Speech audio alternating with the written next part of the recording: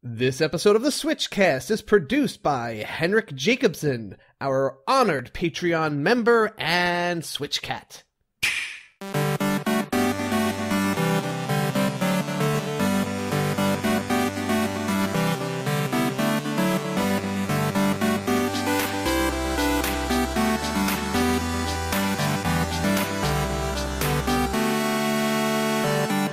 Hi everybody, I'm KC. And I'm JV. And this is the SwitchCast, the podcast for the Nintendo Switch Survivalist. Very cool. And I just want to give a special welcome.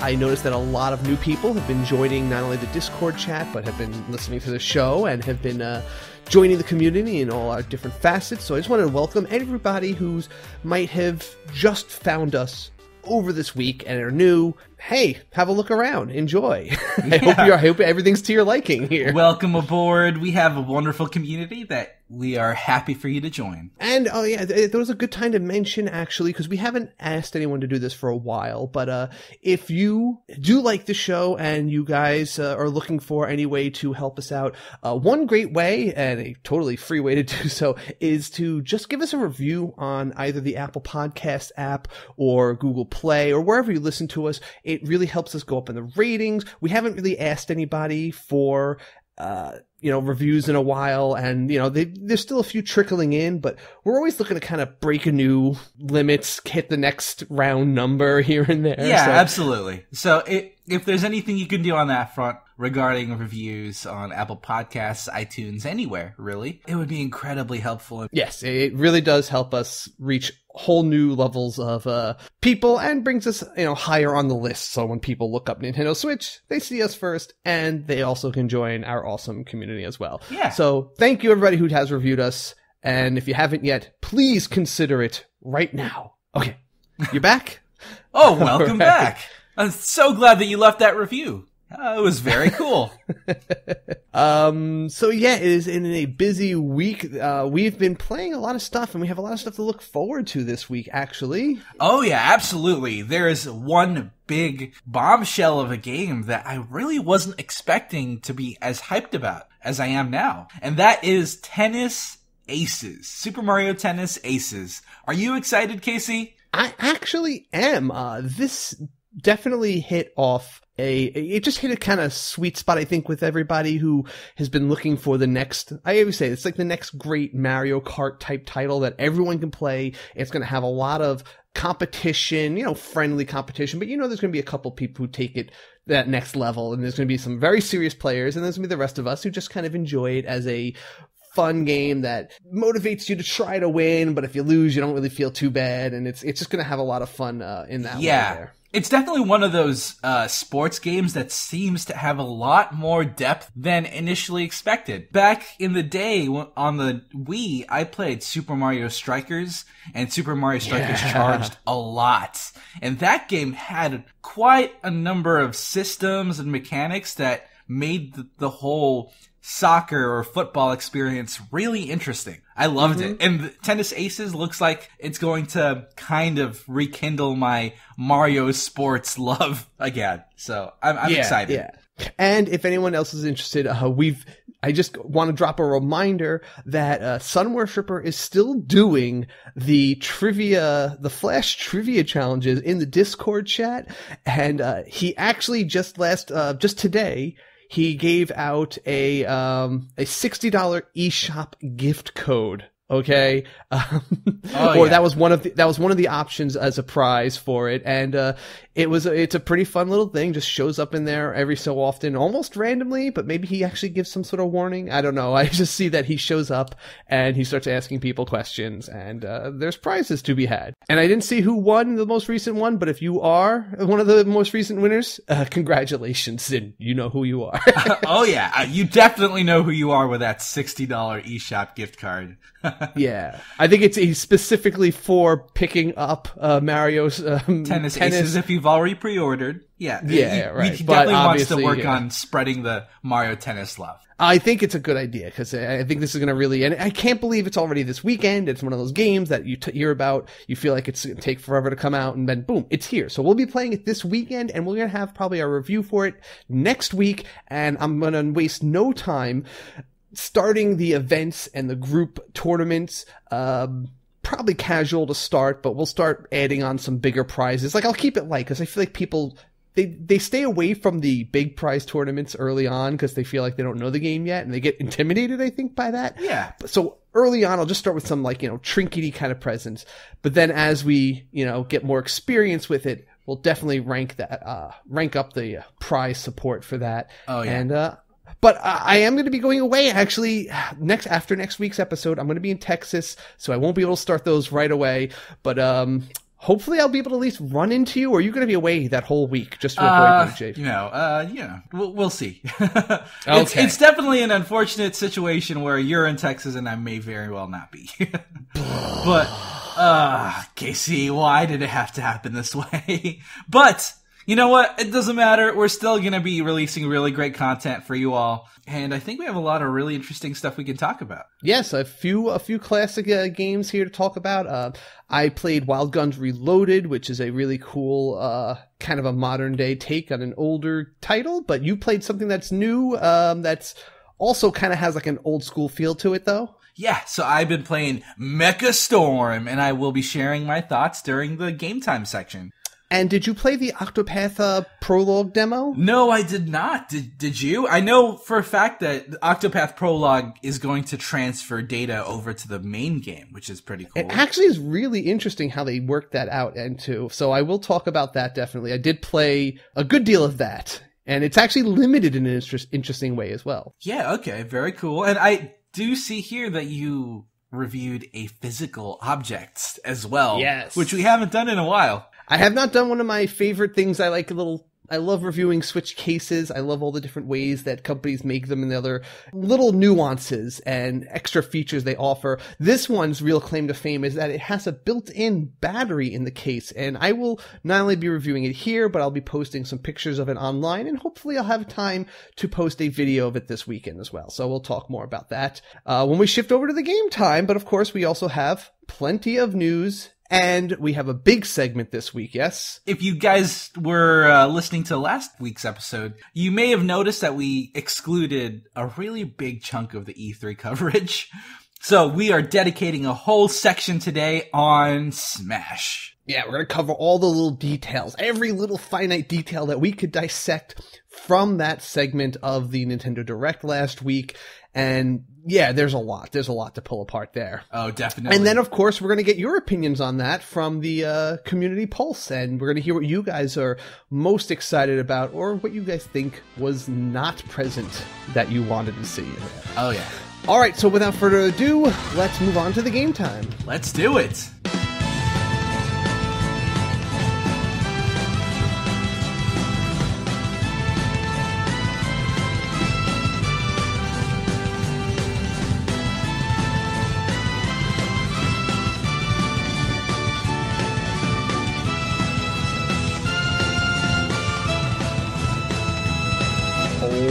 Game Time. I'm going to kick this one off because I have a lot to talk about. We'll break things up with you. I played Wild Guns Reloaded. It's almost like a shooting gallery Western action game. That's the way I'm going to describe this here. Okay. Interesting. It's an interesting take on action games that I'm surprised I haven't seen anywhere else. And if anyone ever played Contra, if you remember in the original Contra game, how there were those like 2 times where you go inside an enemy base and you would control the action from like you were looking from the foreground and you were shooting towards the background and your character could like strafe left and right and jump. That's kind of how this works. And if Contra's too old school game for you to recognize, this is how the game works. Okay, so yeah, it's almost like one of those light gun shooters, but you do have a character in the foreground that you control. Yeah, so and different enemies show up in this background, in this little environment that you'll be at different points in the game. And, you know, it has this Old West setting, so a lot of the enemies are going to be like cowboys sticking their heads out of windows, or duelists who pull revolvers and stuff like that. But there's also, this isn't just a pure Western game. This is a cyberpunk Western game. Okay, sold. I am so sold. There are, in addition to all those sort of things, and there are sombrero wearing robots. There are wow, okay. Giant building sized mechas. You're selling me so hard on this. Cyborgs, all sorts of cool things like that involved in here too.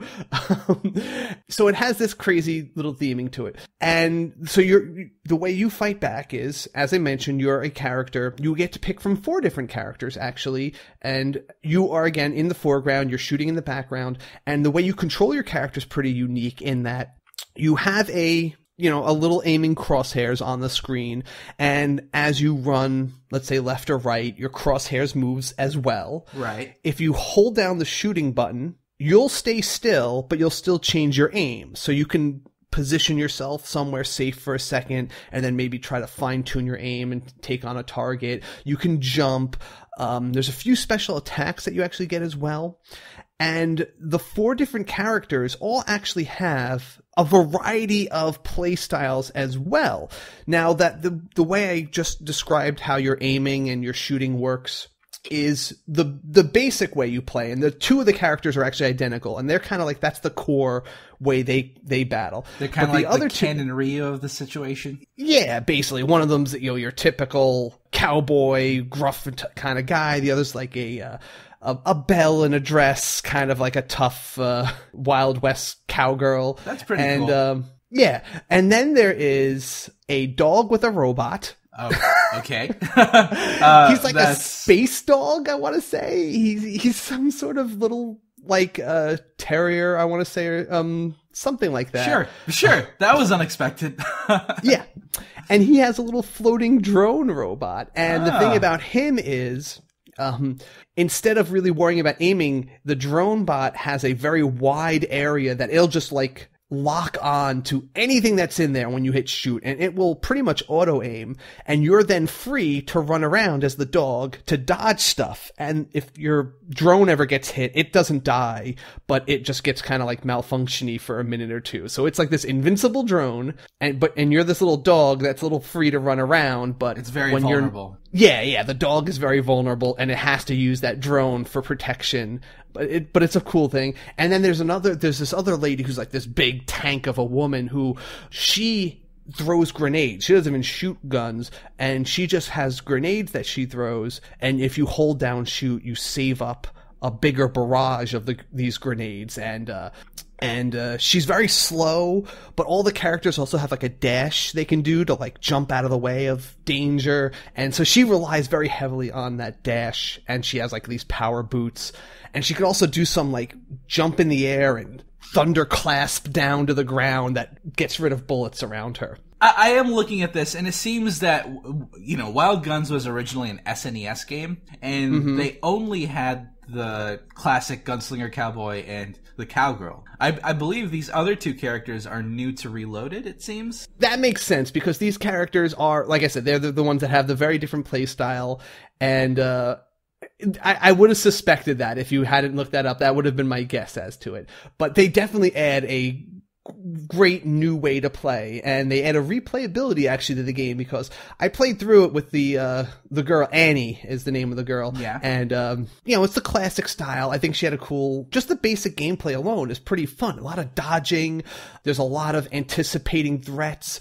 Things come from so many different places on the stages. There's one area where there's guys who are so far in the background and they look so tiny, and they're just like kind of getting on these like little places to shoot you. But at the same time, there are these mine carts that come out all the way from the background, but they come up straight in front of you, and a guy will pop out of the mine cart and try to like swing a bat at you. And it's so easy to be so focused on the things that are like a mile away that you're trying to aim that you don't even see the giant dude with a bat who's right in front of you. You totally focus away from it, and it catches you off guard. Yeah, I can definitely see how tunnel visioning can be a situation in this game. There's a lot of brilliant uses of perspective like that. One of the stages has this like spooky castle theme, and there's actually darkness throughout the stage, and only parts of it get lit up either by certain enemies or by where you shoot. And there's a lot of enemies that use this to their advantage. There's one enemy who just... all you see is like a big monster head and these claws, right? And so you start naturally shooting that. But it's actually just a dude with like a costume, and he's holding up these puppet head and his puppet claws. That's clever. And so you have to know to shoot below it, because it's not really a monster. It's just a dude beneath it holding up these costumes. And then there's also on that same stage, like dude in hockey mask who comes and tries to attack you again at point blank range. And again, while you're so focused on the background, you might not notice shadowy axe murderer who's coming up in your face. That it's pretty cool challenges. And there's a lot of boss monsters. The bosses feel very, I don't know, they're really different, over the top, giant robot crab. There's a giant computer monster. Some of them are just like this dude who's like just this really fast dandy who runs around and crawls a lot, and he just dodges a lot. Because you also have this attack that I very rarely use in the game, but you could also throw a lasso at some enemies.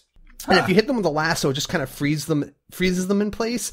And there's very few times it's useful, but there's this one guy who just scurries around. And he doesn't have a big gun, but every once in a while, he does one really fast, very accurate shot that'll kill you. So you have to try. He's the only guy I ever used this lasso on, and I freeze him in place, and then you can get like a ton of shots in on him before he starts running around again really fast, and where he's hard to hit. Right. But I did play this game pretty heavily. I played it all the way through. The first stage is you have to play through a set first stage, and then there's 4 levels that you could pick Mega Man style to take on any order that you want. Okay. I think they also increase in difficulty based on what order you pick. So maybe there's like a stage you have a harder time with. You could maybe pick it first and keep its difficulty the lightest, you know, if a certain type of challenge is harder for you than others. And they all have like really great themes though. Like they feel so actiony, and they have really cool music going to them that, you know, it mixes that cowboy gallopy adventure with a little bit of kind of rock techno style that you expect from these, like, this era of games. Like, I really love the stage where you're just on a train cart and you're shooting at the other trains, and a guy in a jetpack is the boss. Oh, that's cool. And there's so many cool things like that. It's not a very, very long game, but I got a lot of play out of this. And even after I beat it, there's a harder mode, and I like trying to play it with the other characters. And there's a boss rush mode. So after you beat the game, you can try to beat the bosses as fast as you can. And it's a lot of fun. For a $30 game, people might look at this and think it's just like a DLC kind of game, maybe like $30. I think this is definitely worth the $30. It's especially because it goes up, I believe it's a 4-player up to multiplayer. Yeah, it goes up to 4 players. Yeah, that is crazy. I only got to play with one other person at a time, but it's really fun to play with somebody else, where you cover each other. Maybe you can have one person who focuses on the foreground threats, and another person who focuses on the background threats, and there's a lot of stuff like that to, keep an eye on and to warn each other about. And the game actually does a nice job. Your character actually even has a little lookout bubble, like a talk bubble, whenever a bullet's coming at you. So they even give you an additional warning, because they know it's very easy to be focused on someplace else when a bullet's coming at you. Right. And honestly, it seems like when it comes to this style of game, it has a light gun perspective, and those are always a ton of fun to play with multiplayer. Yeah. Yeah, and it's really good jumping around. It's a lot of good figuring out on how to take on certain challenges, like knowing what to shoot at first. Certain bosses can even be taken on different ways, like can go for different weak points. Right. And yeah, I think it's definitely worth it. So anyway, Wild Guns Reloaded, total fun game. I think it's a good co-op multiplayer choice for pretty much anybody out there. I dig it a lot. All right, tell us about Mecha Storm. All right, so I guess this is kind of technically my first mecha game that I reviewed on this podcast.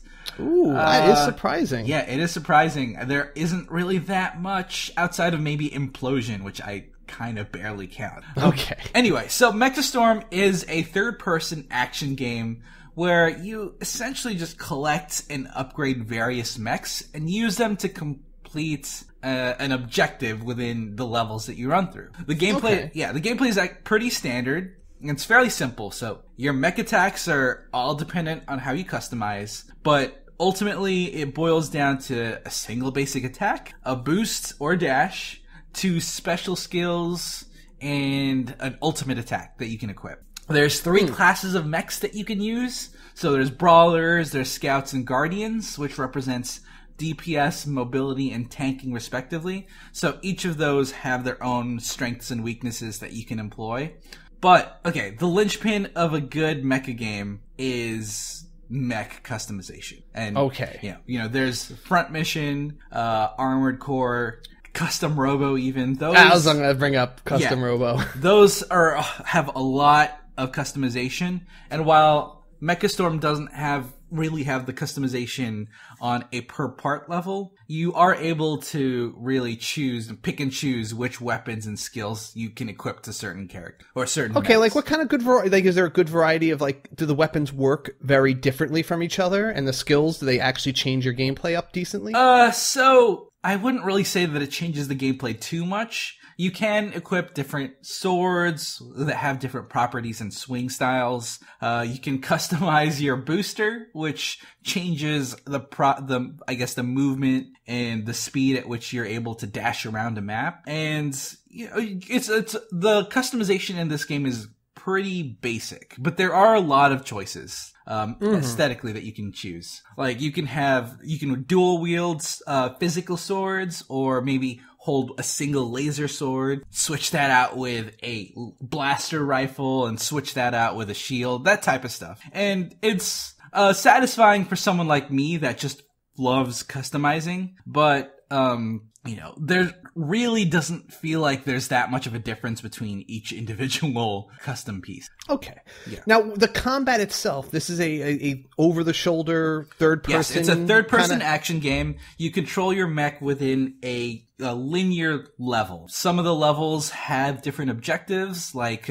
maybe escorting a payload to the end of the map, or just wiping out all the enemies, or protecting a singular little structure from taking too much damage. Those are the types of objectives that you get. However, the level design itself is pretty linear. So you're primarily only just going from one end of a corridor to another while you're defeating enemies along the way. The aesthetics also, I think it's important to note are these like life-size, cool-looking, like proportioned mechas, or are these more the SD Gundam-y, chibi robots? The mecha designs in this game actually remind me of the NX Edge style Gundam models. If you're a huge Gundam fan, you know what I'm talking about. They're kind of in between SD Gundams and normal. So they're not super chibi-fied and compressed, but they're not full-sized Gundams itself. It's kind of an in-between. Okay, so they're kind of cutesy, but they look like the real ones. Right. They do look like they would kind of work as robots, but they are smaller and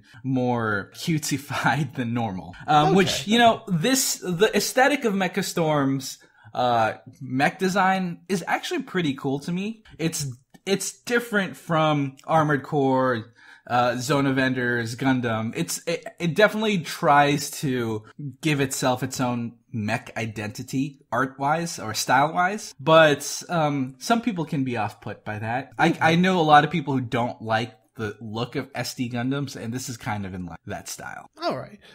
Is it a challenging game? The game itself is kind of challenging, but kind of not. When I picked up the game and started progressing through the level, from gameplay videos, the game looked really stiff, and I felt like I would have a challenge with the fundamental controls of the game. But once I picked it up, I actually found out that it feels pretty smooth. Like controlling the mech itself, and dashing around trying to dodge enemy attacks felt good. But as much as it feels pretty good moving around, attacking and swiping at enemies, the enemies themselves actually didn't really feel that threatening. Okay. So, they're all kind of like red shirts. They're all just generic, hey, we're here to be blown up for you. Yeah, there's a couple of unique variants to the standard types of enemies you fight. Especially in the initial early levels, you're just fighting walking turrets, maybe like little bomb dudes that explode if you hit them. Just, moving tank cannons that shoot at you from a distance. And it's pretty cool, and it feels pretty good to be able to like sidestep and dodge laser attacks that go towards you, dashing in and swiping and destroying them. That feels pretty satisfying, and the movement feels fluid when you're doing that. And they're all bipedal, like they're all walking, right? There's no flying in this game? No, there isn't really any flying in this game, which is a bit disappointing in its own way. Yeah, as I was saying, moving around feels good, and actually killing the enemies feels satisfying, but it doesn't feel like there's that much difficulty to this game.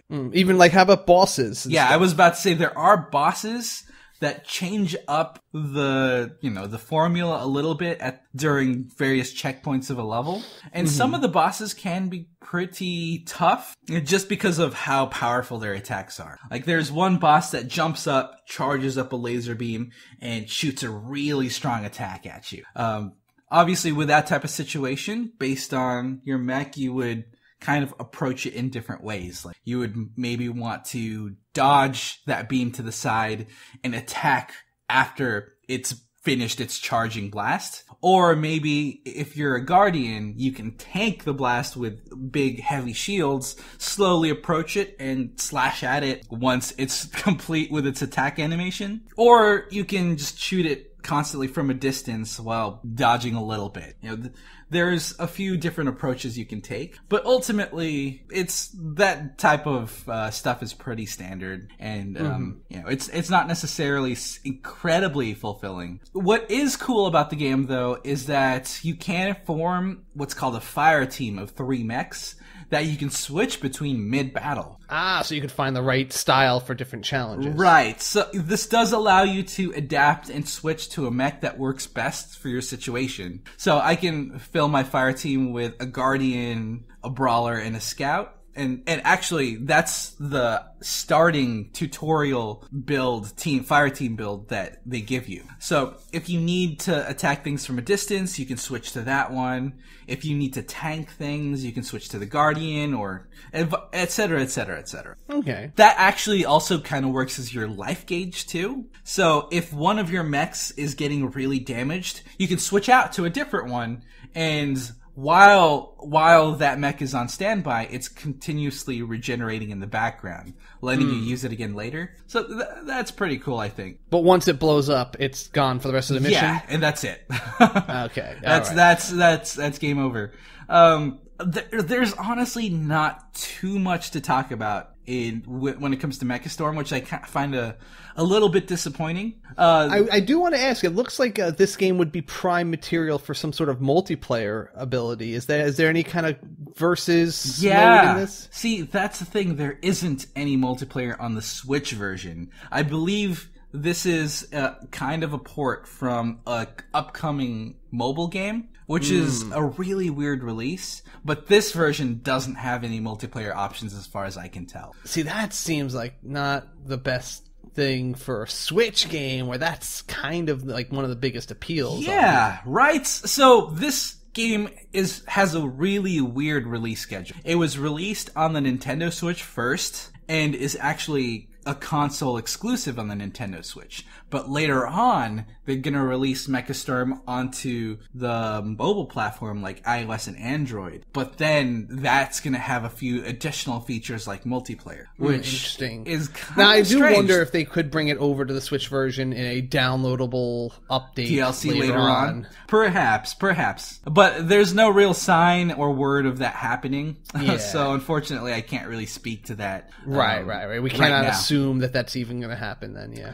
Yeah, it's pretty disappointing because I do feel like as much as I think the single player levels are kind of linear and fairly generic, I do feel like a multiplayer for this, maybe whether it's a co-op fighting a really cool boss or even putting fire teams against each other, I feel like that would be so much fun, but it's not in this. See, what I like mostly is I'm seeing all the different options for customizing your robot, and I just like they're very aesthetically unique. The pieces all look very different from the helmets and bodies or the weapons they have and stuff. I wouldn't mind, just as a reason to show off whatever I've unlocked and whatever I've built to other people and, battle them with my unique looking guy. Yeah, that's kind of what makes mecha games so great. The fact that you can customize and tweak your mech in so many ways. What were the main ways in this? You could change just the weapons, or is it like the head and body's all modular? Like the fundamental body of a character of a mech is fixed. So okay. There is a class of mech that has a kind of fixed aesthetic, but you can customize the booster, the core, the basic weapon that you have, which does change the physical model of what you're holding, the dash pack and the backpack, so that could change aesthetically as well, and your ultimate attack and your special skill. So okay, so you can't like really crazily change its appearance, but you can tweak a few of those little things with the parts that you change, like little parts of the appearance. Okay. Yeah, and that's fine with me.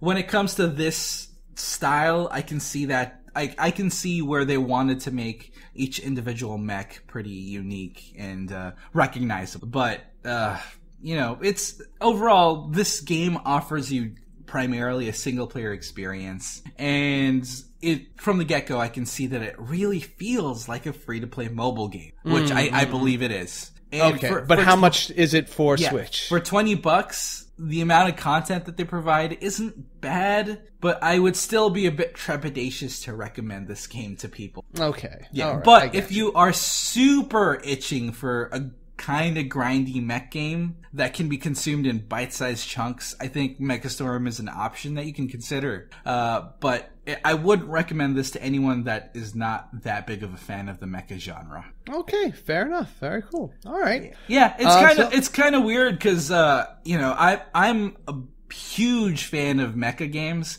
and I can give it a lot of leeway just from the theme and aesthetic. So, keep that in mind.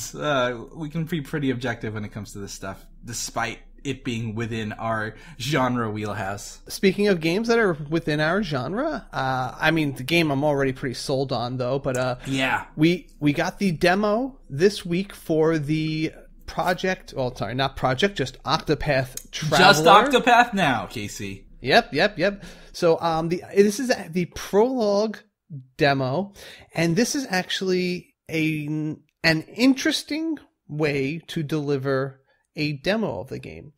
This is more or less the game itself. This is not different content than you will be playing at the beginning of the full game. Okay. You can choose any of the 8 characters and start the game just as you would if you had the full game. Interesting. The only difference is you're pretty much limited to 3 hours of gameplay, and they do cut off, because obviously there's going to be some speedrunner who probably could figure out how to beat the game in 3 hours, or something like that. But there are limits on where you can go, but they're pretty far beyond what you would probably get to within that 3 hour limit. But you can play the intros for all 8 characters. You can go out and expand your story to different areas. And I played the entire intro for Tressa, and I'm sold on her, and I loved her intro. I am so sold on her as my primary character. I love her story. I liked her voice. I like the not traditional, I'm a awesome, I'm trained for war hero. I'm a warrior. I'm some sort of wizard. I'm a master thief. She's just a Merchant. A merchant, yeah. And her only real gift is she has an eye for value, you know, Yeah. and an ambition to be, you know, it's something that we can relate to. She feels human to me, you know? Yeah, and honestly, merchants as a class or even as a character is very rarely explored in RPGs. That's a really cool twist. I like it. Yes, exactly. And it's a great excuse for someone because they are probably the most real life adventurers that she has a reason to go off and explore the world just for the sake of, you know, trade. And that comes up in her storyline. But the main thing, I'm not really giving this game a review here, but I'm just wanted to explain how it works and what I'm getting hyped about here. But the real thing I wanted to try out was how the character stories interact with each other. And after I played Tressa's intro and I got to, you know, kind of just go where I want to after that, the game then, you know, you can go and explore the map in different directions. And eventually you can run into one of the other 7 characters. And the way this actually works is you'll get involved with them right around the start of whatever their first like story challenge is. Okay. When you get to there and you can choose to join up with them or not, you could ignore the characters totally. They will give you the option to watch that character's intro or just skip the intro. So if you want the full storyline, you can watch everybody's full storyline in one playthrough of the game. Or if you're just not interested in this character's background, you just want to do his dungeon, get him on your team, and continue with the gameplay, you can skip their story and just do whatever plot mission they're on that you might be required to do to get them on your team. Okay, so I actually like that a lot, because if there are specific characters that I'm not particularly interested in, that does not hinder my experience, and I can just skip their story. Yes, and they even show you on the map where every character's next plot point is, and they show you the recommended level. So maybe I want to go deeper down the path of the Knight character's storyline.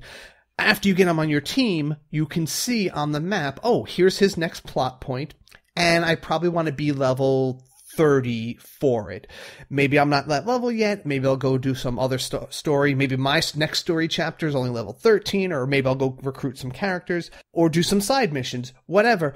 At least I know where to go, and I know, you know, I can come back to it later, or I can just go on and forget about his story. Like, I'm done. I have him on my team. I'm really not concerned about going any further with his storyline, and I could just drop it after I've recruited him. Or maybe I'll go back to it later when I'm level 50, and that's a throwaway mission. I don't know if they'll, you know, scale up in any way, but I like that. I can go into the alternate stories as much or as little as I want. Maybe I'll get tired of the scholar's story 3 chapters in, and I'm just not interested anymore. I can just drop it after a while.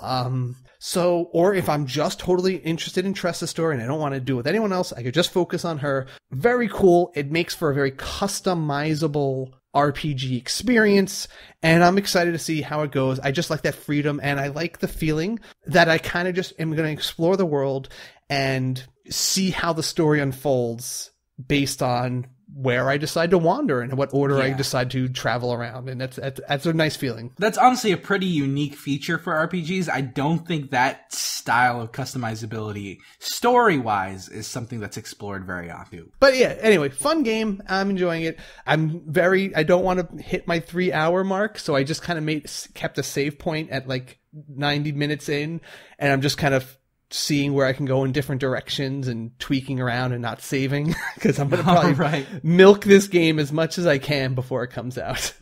All right. Okay. The only other thing I kind of want to review today was I was kindly sent a review. I always say copy, but it's not copy. Kind of is a copy. I was sent a special Switch case from the people at, I think it's BestorX. Or is it BestorX? I think I'm going to go with BestorX.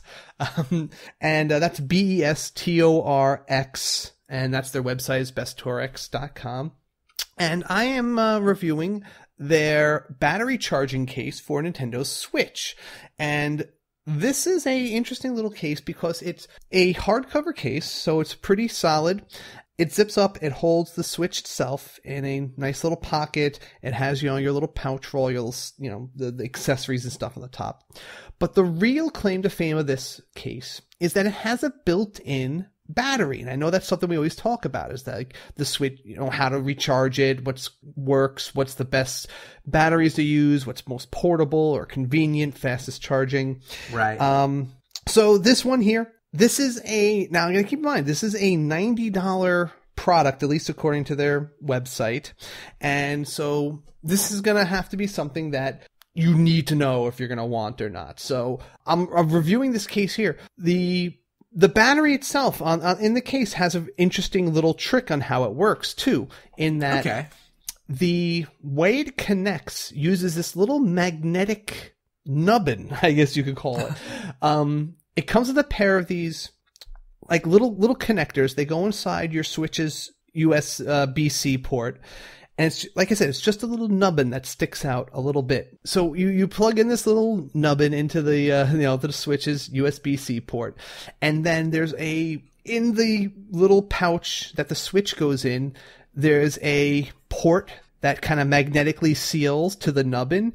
And then you can, stow it away in there and it'll charge the Switch. And I've tested it out. I've gotten at least 2.5, 3 full charges out of 1 full battery charge of the battery that's built into this case. And it actually has a very secure place. I know you're always worried about how the Switch moves around once it's inside. Jiggling. Yeah, this minimized that extremely well, in that in the pouch that it's in, it's actually kind of like a little perfectly molded cubby place for the Switch itself. And then there's a flap that closes down on top of it. And so once the case is closed, it's like not moving at all. There's like no shaking whatsoever. Yeah, okay. I like that, actually. Yeah. The only downside I have with it is really secure in there is that it's a little annoying trying to get your Switch actually out of it. There's you can pull it out by the corners, because it's not like the 2 corners of the Switch that are closest to you are the only places they left a little opening for your finger to kind of like, dig it out in. But it's not, especially while it's charging, once it's connected to the hook in there, it's a little bit of a pain to pull it out of there. So it's probably best for me, in my experience, to have it charge when you're not, I mean, you can put it in there to charge while you're on a trip or while you're traveling somewhere, but pulling it out from there is a little annoying. So I actually prefer to use it as a charger while it's not totally in the, in its little cavity of the case there. All right. But you can do it either way. You could have it either charging, propped up inside there, and I'll show you again. You'll see the screenshots and you can watch the videos to see exactly what I mean, or you could have it totally in there. But, the battery itself is pretty solid, and the case itself is nice. It's a bigger case, and it's not something I like using on a day-to-day basis personally. If anyone's seen how I do it, I just have the little leather, clamshell screen protector. Right. And I like to just stick my Switch whole into a pocket of my backpack. But that's only on a day-to-day basis, because, it's easy to pull out, it's easy to put away. It's really best for, at least for me, I'm probably going to find it best for long-term trips, like when I'm going away for a week, like maybe perhaps Texas in a week or 2, or any kind of like a plane ride, things like that, where you don't want to maybe have one more piece of luggage with you. Like I have my Anchor battery, right? And that's still probably going to be my main battery for day-to-day use, because I keep that in my backpack. It's there for my phone. It's there for my Switch. It's there for a lot of different things. And it's pretty portable. And again, I don't need this whole case with me on a day-to-day basis, because it just adds a little bit of bulk to my backpack. But if I'm going on a trip somewhere, and you're going on a flight, maybe you just want one less thing to carry. Maybe this case will let you bring all your games. It even has a nice little plastic case for a few different cartridges in it, but it only has like the case that it comes with holds 4 Switch cartridges. So you're going to probably want to have your own additional Switch carts, because unlike, let's say, like the Sheikah Slate case, right? Yeah. And that had the little slots for like 20 different games. This just has the one all-purpose net pouch for all your accessories and stuff to go in. That's something that you just kind of have to let loose inside of your case. Right. So you're going to want if you're going to want to bring more than 4 games with you, you're going to probably want to have your own additional, games case to go in there as well. So, and again, it's not like too big, so you're not going to have like your Switch grip in there as well or anything like that, but none of my cases really hold that kind of stuff. So it's a good mid-sized container. The battery's fast. The battery has several charges in it. It's pretty easy to charge the battery itself. There's ports on the bottom of the case, so you can just kind of plug that in, at your hotel room or wherever on the plane. Makes it pretty easy. Yeah, it's pretty easy, and it has a good look to it, I think. Let me take a look at it right here. And what's the company name again? BestorX. And BestorX, yeah, if you want to look up what it looks like right there. Oh, I guess you could also, I think I would see here also is, if you want, you can charge your Switch externally as well. You don't have to charge it while it's in the case. There is a port, so you can plug in your Switch while you're playing it, so it can be used as an external battery too. So it doesn't have to charge while it's, tucked away in the case. Honestly, looking at the form factor of this case, it seems a lot slimmer than I expected. It looks nice and compact while carrying a battery, which is convenient. Yeah, it's a pretty, compared to most Switch cases, it is a good thick, it's not too thick. Like I said, it has like the perfect little grooves in it to fit the Switch snugly inside so it doesn't move around. It's only big in comparison to, the very form-fitting case that I use on a day-to-day basis. And I only use that because I don't like taking my Switch out of a separate case for daily use. But I think this will probably work for most people in those regards. Again, though, like a $90 price is something to consider that will factor in whether or not you have a battery already. Will this suffice as your primary Switch battery as you take it around with you? So keep all that in mind as you judge it out. But I'm actually really happy with it. I think it's a nice case. It's a nice option. And if you don't already have a portable battery for your Switch, this solves 2 of your problems right there. Yeah. I actually like it, and I may look into getting this for myself, actually. I don't like having to carry around a separate battery all the time, just because I'd like to have my Switch and my case and my battery all together, and sometimes I forget to bring one or the other. This will be a convenient way to keep it all together, built in. Yeah. I will say I just this week got the battery switched on my iPhone. I was using my Anchor battery for my phone very often throughout the weeks. Gotcha. And since I finally got that, I took advantage of Apple's little thing. I've only had to use my Anchor battery in extreme use situations where I was playing my iPhone like all day or something like that. Gotcha, right. Okay, well, there you go. Anyway, I'll leave a link in the show notes if everyone's interested in checking this out. And again, definitely check out the YouTube channel this weekend. I will try to put a full demonstration video up there for everyone to see what this thing looks like and how it works. Cool. I'm looking forward to that for sure. All right, so why don't we switch over to the news rundown and talk about all the fun stuff that happened? Yeah, let's do it.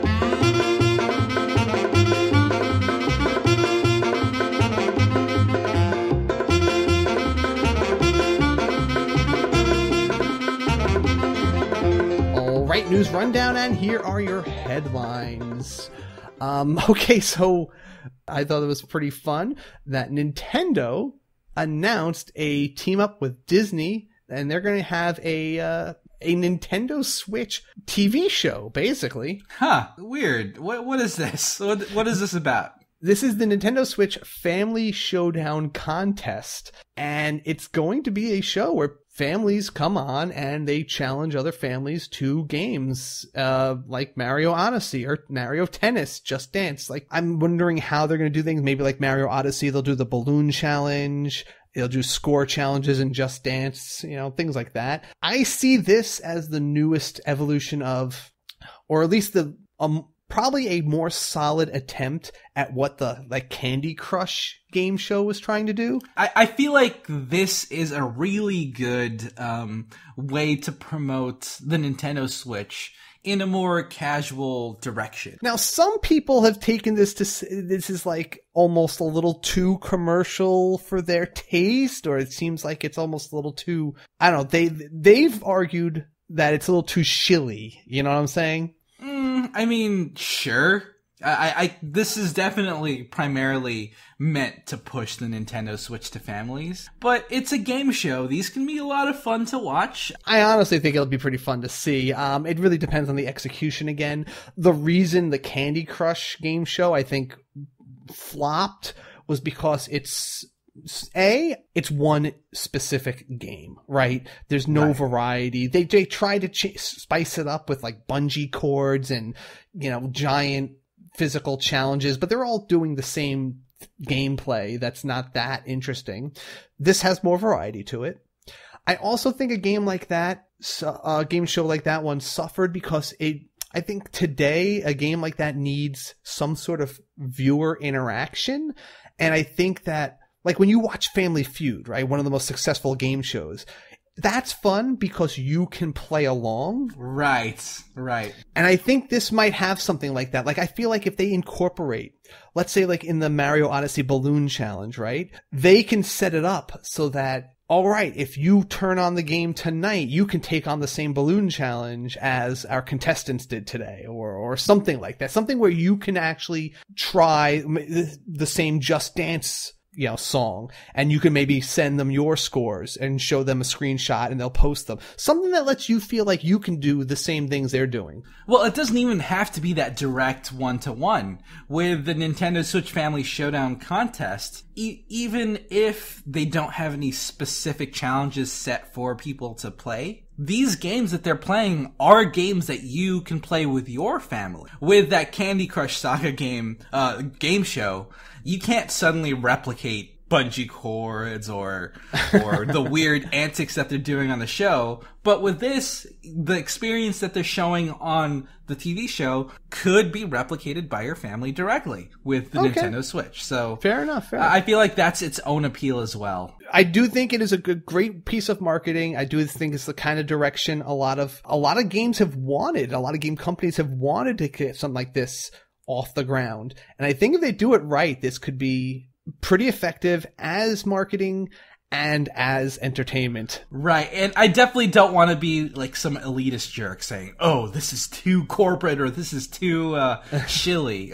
This is a different way for Nintendo to promote the Switch towards maybe an audience that isn't directly tailored to you. Not everything is for every single person, and this may not be for you, but it could be for the casual family audiences that do watch the Disney Channel. All right. Have you played any Splatoon 2 lately? I haven't really, to be honest. There's been a lot of games that we have to just keep playing for the show. So Splatoon isn't something that I have been playing as often as I'd like. There has been a number of people who've been seeing a little bit of a rise in these hacker encounters. Oh, jeez. And everyone has always encountered ones with, they have unlimited ammo, or maybe they're shooting a little faster or more powerfully. But this is the weird one now. This is something that honestly spoils something, in my opinion. Yep. These hackers now have been causing the game to load up unreleased stages in Splatoon 2's online battles. And people who aren't even trying to hack, just people who are going on there to play, are downloading and being forced to play in, like in this case, New Albacore Hotel, which is not yet released, but these people are getting to play it.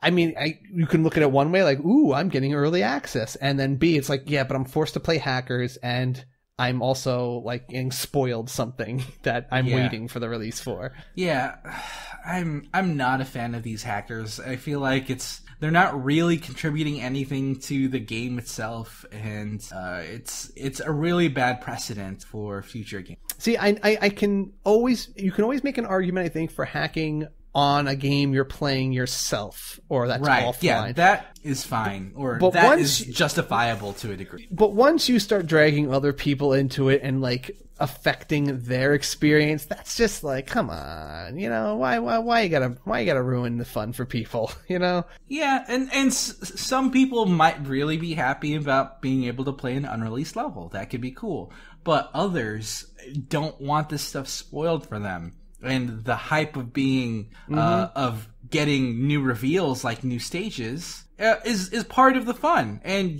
you as a hacker don't have are removing that choice from the player, and that's definitely not cool. Yeah. So anyway, that's just the thing. I'm curious if anyone else has interacted with this in any way, or if you've seen any of this stuff happening in your games. Yeah, let me know. I'd be interested to hear about it. And I'd like to know if it is prevalent or if it's like super rare, you know?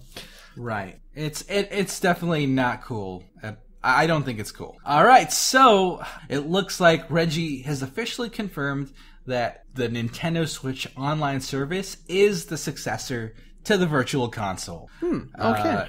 I think some of us hinted at this back then. Ultimately... Well, we've talked about this before, and we were pretty sure that Virtual Console was just not going to be a thing anymore. And we've already seen dozens of games that would be Virtual Console games already released. Yeah, all over the eShop. So it kind of didn't seem like it made sense for that to be a thing.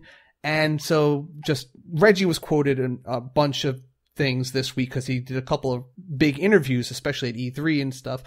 But this was one of the ones that caught my eye because it's just something that we've specifically been asked about a lot. And I think it's just good that he kind of just cleared it up once and for all. Virtual Console, not a thing. The Nintendo Online service is going to carry that torch for all the things that you wanted from it anyway. Yeah, because ultimately, if you think about it, the Virtual Console is really just a branding. Yeah, really is. The release schedule, releasing classic games on their platform, whether it's the Wii, the 3DS, the Wii U. It's a branding thing. And they could release old games at any time, branded under a different name. It's still going to be the same old. Yeah. During the Treehouse, in the last couple of days of the E3 that happened after we recorded our last episode, they showed off a couple little features of Super Mario Party that were interesting, specifically the ability to play the mini games online with people. Yeah, this is actually a big deal because a lot of people have been clamoring for online Mario Party for a while now. This is something that's really that hasn't been done before, and I think it's kind of cool. It is cool, though it is important to note that it's not playing the full game, not the full board game experience of Mario Party Online, which would be pretty awesome, but it is a specific mode called Online Mario-thon, in which you will compete in 5 randomly selected mini games, and you're trying to get the overall highest score across them. So it's just a mini game rush, and it's a way to play. I mean, that's half the fun, I think, of those games, but half the fun is also the maneuvering, the way to try to win the overall board game, and the unexpected things that happen throughout that. I think that this is still a fun option, and if for a lot of people the mini games are 100% of the fun, so this will be a way to get a few of those action scenes out. I do think having the full board game experience completely online might not be feasible for the online infrastructure we have. And it gets tricky with matchmaking and making sure that everyone has their right amount of time staying online. And if even one person disconnects from a board game Mario Party mode, that can ruin the experience for everyone. That's true. Because it's not like a single, like a 5-minute death match in an FPS. It's a game that you're going to probably play for at least 30 minutes about, I'd say. Maybe 15 to 20 minutes is a typical Mario Party round, let's say. Maybe, but if you go into the 20, even 50 turn board games, that can last for hours. Okay. So it can go up to that, yeah. So that's a big deal. That's a big commitment. And even people who don't intend to could, like you said, get disconnected. And now you've invested 30, 40 minutes in a game that someone got kicked out of halfway through. And, and then it just becomes lame. Or if maybe the board game doesn't favor the person, they could rage quit. Yeah. And that's not fun. I feel like this is a really good compromise for online modes. People wanted online Mario Party, and this is it. I also feel like Mario Party is the kind of game where the enjoyment is really playing around people. It is that board game experience, that the face-to-face time. It's not nearly as engaging with just nameless avatars online that you can't really interact with, you know? I definitely don't want to discount how much fun we all could have, especially within the SwitchCast community.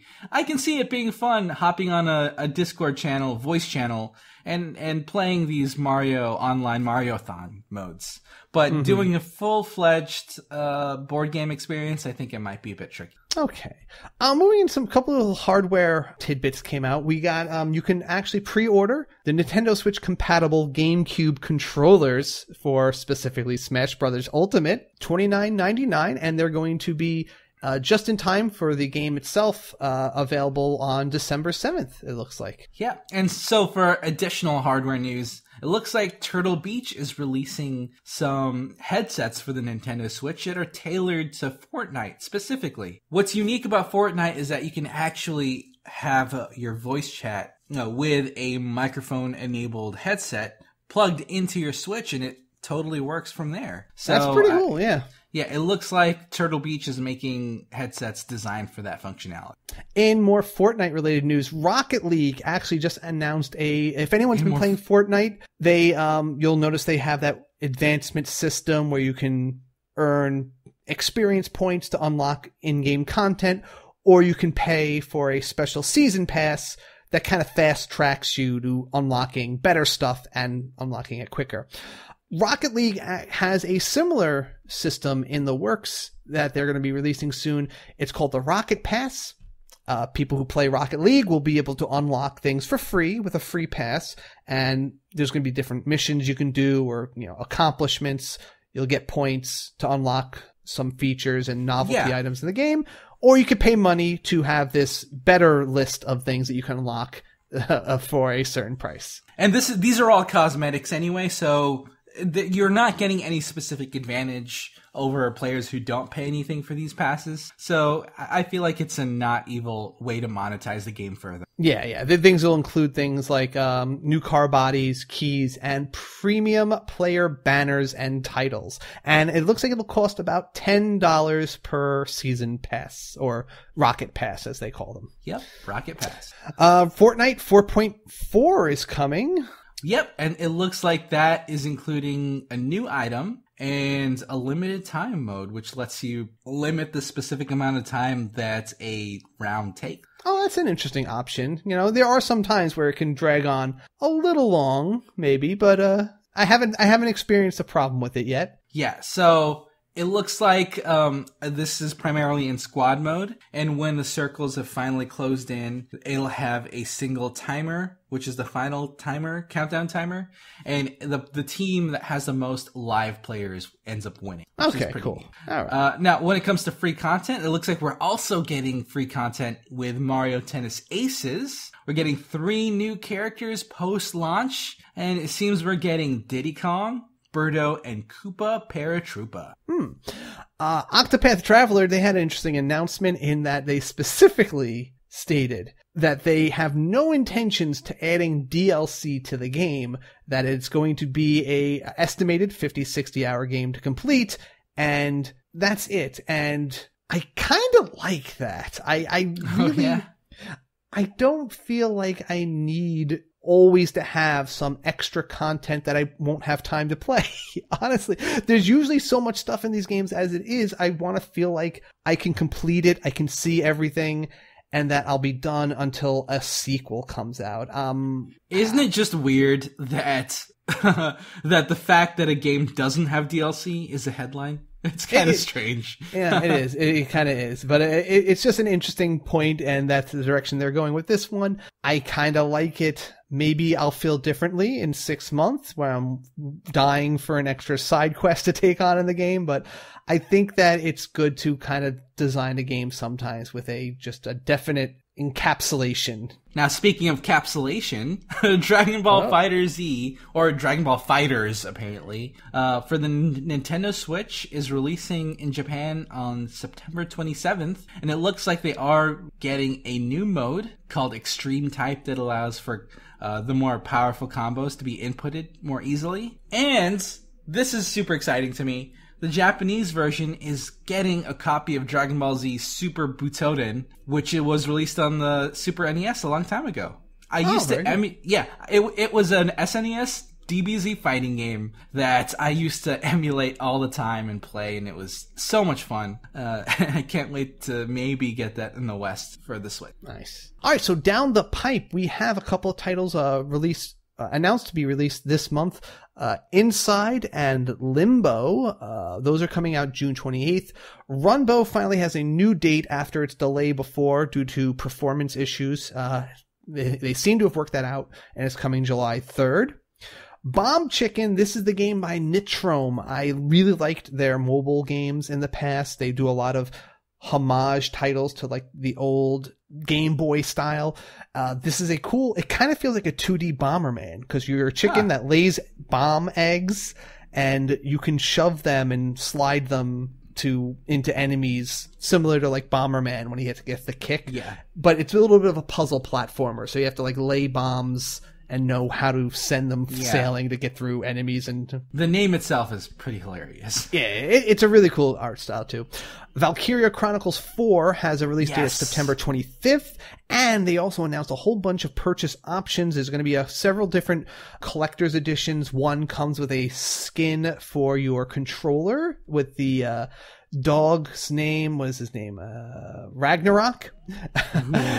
And there's also a version that comes with the model of the tank, a art book, and some DLC adventures that are only available in that one there. So I'm really tempted to get that one. I love the Valkyria Chronicles franchise, so the fact that it's coming to the Switch with this model looks interesting to me. Also, we got Disgaea 1 Complete coming out October 9th. You're welcome, Thorg. Warriors Orochi 4 is coming in October. Rise of Insanity, a first-person psychological horror game, that's coming out in fall. Looks pretty creepy. It doesn't look like it has like an action. It looks like a mystery investigative type. It's kind of interesting. You know, I like to see these horror games where it's not about shooting stuff. Or running away or fighting, Yeah. And Hyper Sports R was announced during the E3. This is a Konami's sports medley game, kind of like Wii Sports for the modern age. And apparently it's being released exclusively on Switch because they felt that the Joy-Cons were the only things that really were able to bring out the action in this title. It's not something that would work entertainingly on any other systems, controllers. Yeah, right. All right, sure. We'll see, Konami. We'll see. We will see.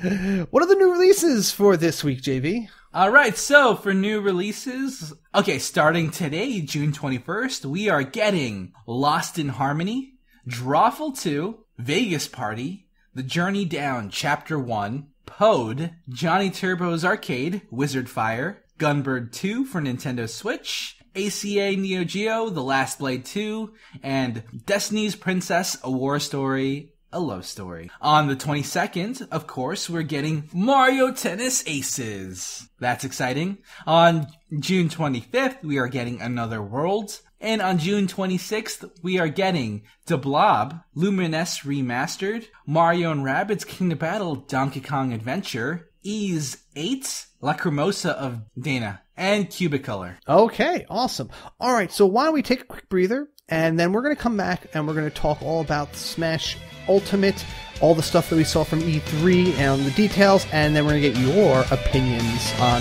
what was hot and what was left out.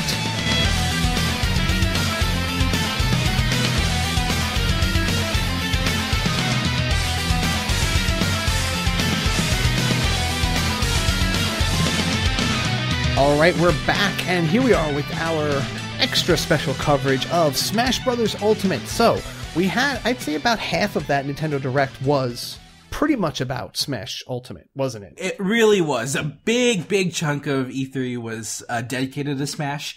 And while this is exciting to a lot of us Smash fans, I know some of you guys out there weren't really pleased about such heavy Smash focus. And I can definitely understand that sentiment to a degree.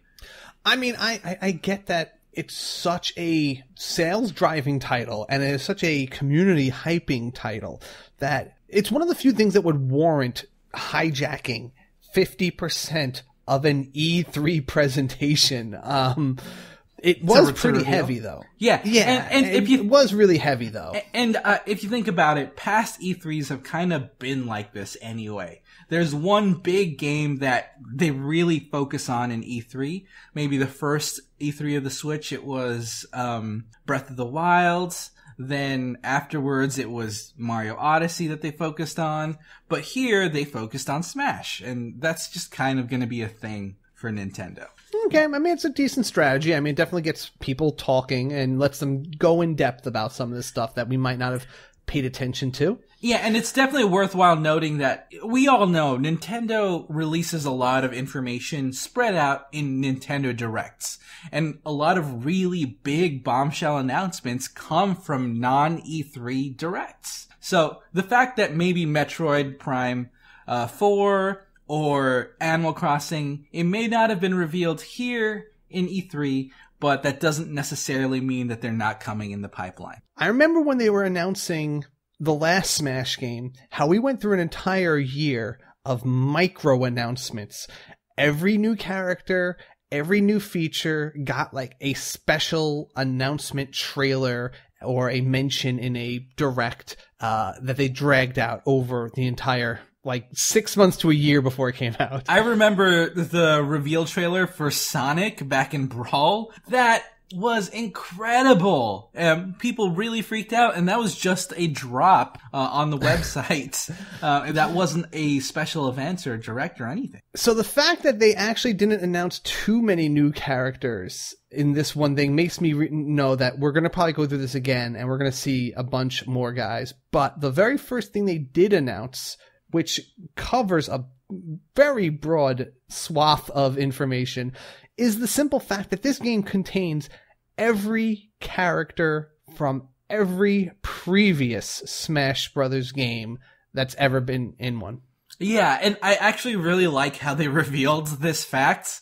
They were going through a list of all the characters that were going to be in the game. And then they showed off Ice Climbers. They showed off some characters that we were kind of wondering whether they'd bring back, but wasn't sure about. But then they revealed that Snake is back.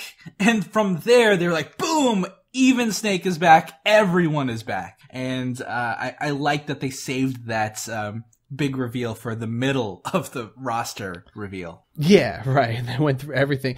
So Bowser Jr., he was a character in one of the previous games? Yeah, he was a character in Smash U. Okay. And I saw all the Koopalings. Now, were they just like alternate skins of him, or is that something new? They're just alternate skins of Bowser Jr. Okay, that's really cool. I just remember them being a little sad to Luigi, like him and Yoshi being the last ones they revealed, and they just show Luigi it kind of looked like he was getting pooped on. Yeah. Yeah, no, I agree. The thing is, the last two reveals were Yoshi and Luigi, and we kind of just expect them to be there.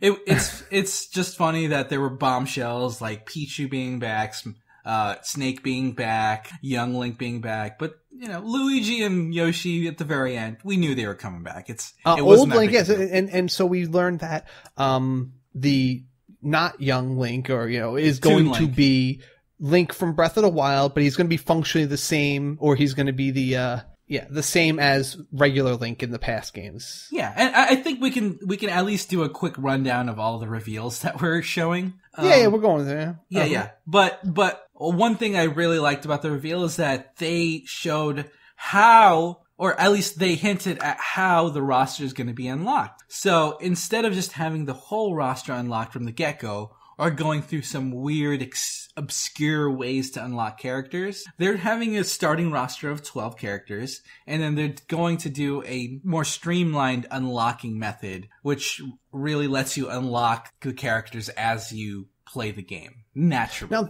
I feel like this is actually a little surprising, only because, not that I think it's a bad idea.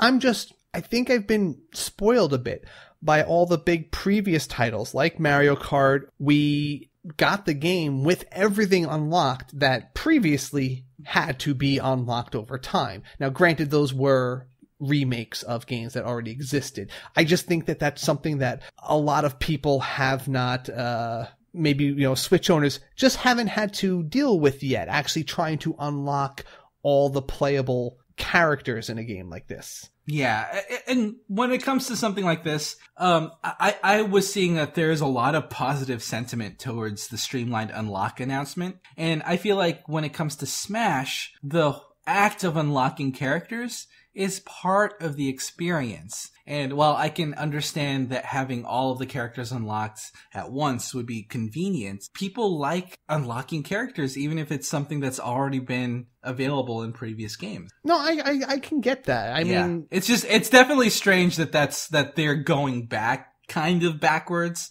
to having to unlock characters instead of making them all available. But yeah. Because in retrospect, I didn't play that much of the Mario Kart one-player mode. I think partly because I had no real motivation to. I didn't really care to beat it just to beat it. I need a carrot at the end of the stick. And I think that this definitely works. And they're giving you 12 characters for any game like this is a great starting point. But with so many to unlock, as long as it's not overwhelming, as long as I feel like I'm constantly making progress, and ideally I want to be able to work towards a specific character that I want to unlock rather than, is Snake like the last character to be unlocked? Do I have to do 100 things to get him? Or can I get him really fast if he's someone I want to target? I'm definitely wondering that too, but the fact that we do have to unlock characters is very nostalgic in a way, and I think that's going to be a lot of fun. I think it's going to be fun. I think it's going to be, it's probably going to teach people to play the game a little better since they're going to probably have to do some challenges along the way. Something that's also going to be a ton of fun, 8-player battles. This was in the Wii U version, and they confirmed that it's now coming to Smash Ultimate as well. But I'm wondering if 8-player battles will support 8 separate switches connected together. Ooh, I wonder if that's or will it be 4 switches with 2 Joy-Cons each or something like that? Right. I'm not sure about that, but that's or something would it be really only onlineable? I don't know. Yeah, that's also an option. Right. 8-player battles on the Wii U were very specific to being on the same console. So I wonder what permutations are going to be available here. I can tell you right now, though, 8-player is so chaotic, but it can be a lot of fun if you tweak the rule sets a bit. I could see that being like almost, because I definitely lean towards the chaotic in this game, but I can totally see it going overboard and just being like, I didn't do anything in that game. I landed in the middle of a typhoon and got launched, And sometimes that's kind of what you want. It's kind of a fun experience to have that. But I do know that there are some maps that really are big enough to support 8-player battles, and that can be fun. Now, they also showed off a lot of character-specific details that were added to the roster here. The first off of which I thought was really cool. Mario has Cappy. I think that's a perfect and very appropriate little addition to his character in this game. Right. It's very cool. And it's also worth noting that Mario now has access to a bunch of skins. Like he can be his Mario Maker skin. And what was the other skin that he had? Oh, was it the one where he's the engineer with the red? That's the red and yellow one. And he can also be the groomsman Mario. That's right, yes. And instead of just being alternate colorations, they're full-fledged costume change, which is cool. The other little addition they added, I really like that they added Pokemon trainer male and female. Right. Which is just a little option, but I always thought the female Pokemon, especially for generic Pokemon trainer, not like specific person, I thought that was a good option. And the fact that there's no more penalty for sticking to one Pokemon rather than before it seemed like you were encouraged, you had to like switch out a lot, which is fine, but you could they even alluded to, you could just main as Charizard if you like that and that's your only playstyle you want to stick to. You can just main him the entire match. Yeah, or you can main Squirtle or Ivysaur. I really like this because the fact that you had to constantly switch in Brawl was kind of lame, to be honest. And it didn't really add so much flavor to the character. It really felt more like a hindrance. So, right. You should be encouraged to change because the situation in the battle has changed, and now, maybe now Squirtle is more advantageous in this situation rather than, Ivysaur. Yeah, it's pretty cool. Now, I did kind of like the fact that they changed Final Smashes to be a lot snappier Oh, yeah. They don't take up as much cinematic time, right? I know a lot of us love cinematic Final Smashes, but the fact that they really just streamlined the Final Smashes and made them quicker to execute means that they can be flashy, but also not take up as much time and not really ruining the tempo of the game. And it's also, they're a lot more fun to watch when you're doing them, but when you're one of the guys receiving it, it's probably less entertaining to sit through. Yeah, and it did seem like they changed a lot of the more manual Final Smashes to be more fixed. For example, Pikachu's Volt Tackle and Sonic's Supersonic modes, you used to have to manually control their position, and that took a lot of time. But with their current changes, it looks like their Final Smashes were streamlined to be big hits, constant big hits, and then done, which is something outside of your control and a lot faster. One thing that was interesting that they added, and this will be applicable, is that they updated the Mii fighters and made their proportions a little bit more human-like, and they specify that this is in preparation for them to join online play, which they were not available to be used in before, right? Yeah, and I think having just more standard human proportions allows them to standardize their hitboxes and make it so that they don't have such weird dimension. Yeah, I think that's a cool addition, and I like this. That basically unlocks an unlimited number of, characters that you can be in there. So that's just like your fail-safe. You don't like a character, make one. Exactly. They also did a bunch of graphic updates to, like, the Wii Fit trainer's face. Falcon has this slow-mo effects in one-on-one fights. Now, it's also worth noting that there is a new category of fighter called Echo Fighters. And these characters are ones that are directly correlated to another with just a few physics or balance tweaks with them. For example, there's Lucina and Marth. They're very similar characters with just a few physics tweaks, so they're Echo Fighters. There's Dark Pit and Pit, and now there is Daisy and Peach. Which is cool, because I was never quite as much of a Peach fan. I always preferred the Daisy. And, yeah, Daisy's definitely spunkier than Peach is. I think that's cool. And I just, same character. You probably learn all the same moves. The moves are all the same. It's just a matter of, like you said, the physics it's basically more than a reskin, but not quite a new character.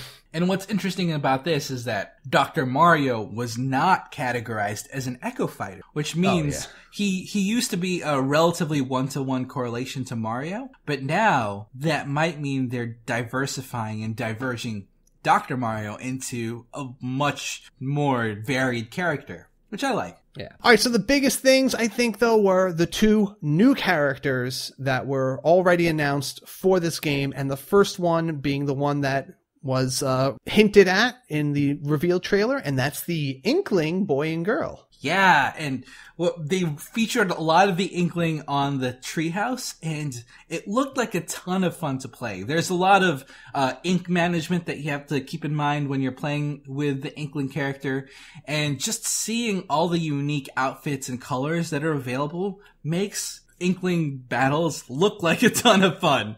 Yeah. I'm excited to try them out. And they also had that feature where the more they ink a target, the more damage they do. So they definitely benefit from focusing on like the same enemy. Yeah, that's a really unique property that I don't think has been really explored before, which is cool. Yeah. And finally, they also had their arena showed off, where I thought it was cool, where the Squid Sisters get incorporated, and they cause the screen to focus on them, which shrinks, which effectively shrinks the arena and causes everybody to smash out much easier as the borders close in. Yeah. So it's just basically like, all right, it's time for eliminating people. Yeah, it's super cool. And the other one was the one that we heard of, we heard rumors of, but people were very unsure was going to be a real character, and that was Ridley. Ridley. The rival of Samus. Oh my gosh, Ridley's been an inside joke since Melee, I think. People have been clamoring for this character for ages, and now that he's out, I'm excited to see what people do with him. He looks like a very high skill cap character. Right, because a lot of his moves are very deliberate. There are sweet spots to a lot of his attacks, but for the size of the character, he is kind of faster than I expected. He has like he moves slowly, but he has very fast attacks, very Viper-like. Like he kind of lumbers in, but then he has that tail strike that they showed off that you hit it one way and it's it does modest damage, but then when you hit it at the sweet spot, if you get the enemy exactly the right range, it did like 50% damage. It was ridiculous. It is pretty nuts. And what I also thought was really cool was that Ridley has a weak spot. If you hit his mouth, it deals more damage to him than normal when he's charging up his fire attack. Yeah, which is so cool thematically. I think it's so perfect. Mm-hmm. Now we are getting amiibos for both Ridley and the Inklings, so it's very cool that we're for sure they're continuing the amiibo support for Smash Ultimate, and it looks like previous amiibos will work just fine for this one as well. Okay. So there are a couple things that I definitely want to, I guess, quickly touch on a competitive level. They included a system called perfect shielding, that now if you release your shield at the exact right time, it'll do a counter that pushes enemies back, and that has a lot of implications in competitive play. One-on-one damage is now greater, so if you're in a one-on-one fight, you will deal more damage than if you're in, say, a group fight, if it's a doubles or if it's 4v4. That's good for a couple of reasons. One, if I'm the first person eliminated from a game, at least that ending, that climax of the match will go a little faster for me. Right, exactly. And this is just such a nice quality of life improvement. It really changes the pace of the game. And also, there was a problem with both the Brawl and Smash Wii U where 1v1 fights kind of took a long time. That's why in competitive, they dropped the amount of stock people had down to 2 stocks. Now that they increased the one-on-one damage, they might be able to add more stocks as the standard competitive rule set, and I like that a lot. That's good. No, that's a very smart choice that they made right there. Yeah. Now, a couple of other really smart choices that they made.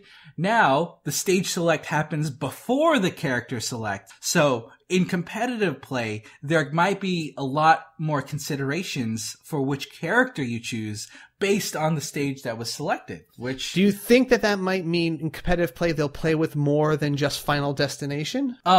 In competitive play they have like a set of 5 stages that they cycle through, and the most common one actually ironically being Smashville. Okay. But this leads into the next point that I absolutely love. Instead of just having a Final Smash Omega version for all stages, they're including a Battlefield version of all stages as well. This is the triple platform battle stage that is really popular in competitive play. Do you know which stage I'm talking about, Casey? Yeah, I think so. It just has a couple of platforms. It's very simple, but it's not quite as barren as Final Destination. Right.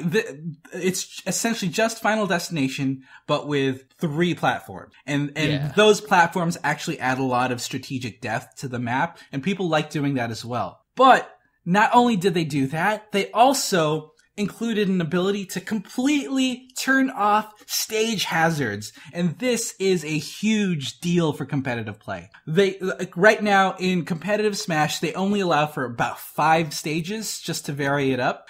And none of those stages have random hazards. They all have different layouts for platforms. They might have a couple moving platforms, but nothing that would randomly pop out and affect the fight. The fact that they allowed the ability to toggle stage hazards really means that this opens up so many stages to competitive play. And this might open up a way for people to even draft from 50, maybe even 100 stages and making a completely different phase in competitive Smash. This is a huge deal, and I think it's something that shouldn't be ignored. All right. Awesome. All right. So why don't we read off what you guys, the listeners, had to say about the Smash reveals, and I'm going to start us off with PKJ1980 on Twitter. He wrote, "I'm hyped that everyone's coming back, and also that they're not all immediately unlocked.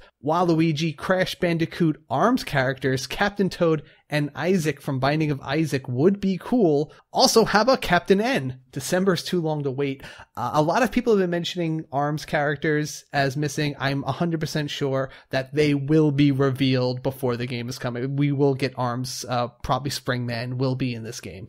Yeah, I feel like that's, kind of expected. If they don't include some form of ARMS representation into this game, I'll be very surprised. Springman or Ribbon Girl or both.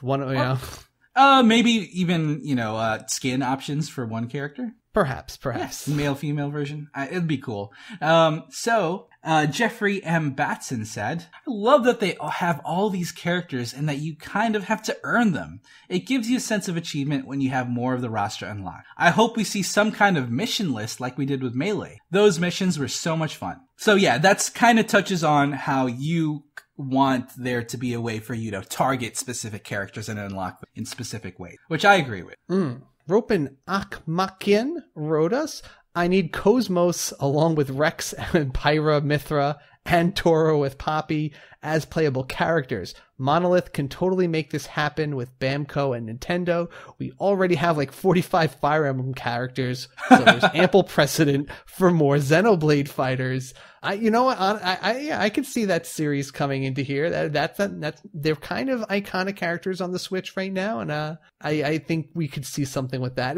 That could be an interesting, almost like a Ice Climbers mechanic with the main fighter and his blade, who being closer to your blade, being closer to Pyro, whoever it ends up being, would give you certain abilities, but if they can separate you from them, you're cut off from your source of power. Yeah, I actually think that would be a really cool concept. Having Rex in this game, I feel like would be really good. And he already has the built-in, the salvager grappling hook for, hanging the off recover. The cliffs. Yeah, that's his recover. That's totally built in. Okay. Rex is a built-in Smash character. Come on, Sakurai, please. Now, Dane Brooks said, "This might seem obscure, but I'm most hyped about the black box that shows up to show you where you are on the stage when you're launched off screen. There seems to be a lot of small improvements like this, along with a huge roster that will make this edition worthy of the subtitle Ultimate." Yeah, I definitely agree with you there, Dane. There are so many seemingly minor tweaks to this game that really launches it up there and making it the ultimate Smash competitive experience. And I'm so excited for that. Yet they're still making sure that the casual Smash players are sated and happy with the products, which, it's a really good balance. I really like what they're doing. Yeah, I think that's a lot of the sentiment is the balance, and the overwhelming majority of people, I think, said, hello, esports. That was the thing, that this is opening up the esport ability of this game and will propel it into, some good prosperity, I think. And yes. I hope that that's true. And I would like to join that esporting. Yeah. I feel like Nintendo knows that the writing is on the wall with esports, and this is really Nintendo's biggest shot at propelling a game to maybe even the League or the Fortnite levels of esports. All right, let's close up, JV. Amazing. We had a lot of stuff to talk about. If you have anything else that you want to let us know about Smash Brothers or of the show, you know how to contact us. And don't forget to leave us an iTunes review, as we mentioned before. And until next time, everybody. Switch it up. Thanks for listening. You can support the SwitchCast by visiting us at patreon.com/theswitchcast and join the review crew by rating us and subscribing on Apple Podcasts or wherever you get your podcasts from. Also, check out our Discord chat where we have an enthusiastic bunch of Switch fans in a family-friendly environment. Also, join our Facebook group for daily discussion and quite a bit of activity towards the Switch itself. You can also contact us directly via email at kc@theswitchcast.com and jv@theswitchcast.com. Talk to us on Twitter @theswitchcast. Thank you, HeatleyBros, for the theme music. And check us out on our website at theswitchcast.com, where we will post all relevant links and show notes. Promotional considerations provided by publishers in the form of review copies of games. I can't say that right.